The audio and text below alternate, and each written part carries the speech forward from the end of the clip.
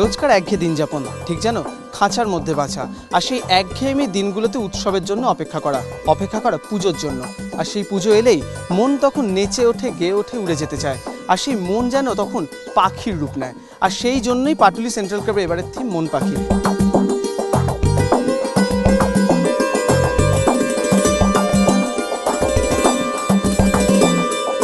খাঁচার মধ্যে আমাদের প্রত্যেক দিনকার যে জীবনযাপন সেভাবে আমরা চাই না, কিন্তু করতে বাধ্য। তো উৎসবের দিন আমাদের মন পাখি হয়ে উড়ে যাচ্ছে। এখানে কিছু রূপক রয়েছে যেখানে মানুষ কিন্তু পাখির মতন তারা আনন্দ করছে, নাচ গান করছে। আমাদের মনে অনেক ইচ্ছে থাকে যেগুলো আমরা করতে পারি না, তো উৎসবের দিন কিছু কিছু করে করতে পারি।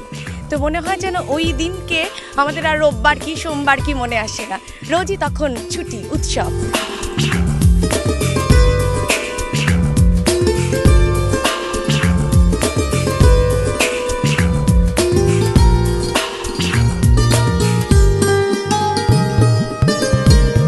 আমাদের মনে হচ্ছে যে এবার সুপার ডুপার হবে।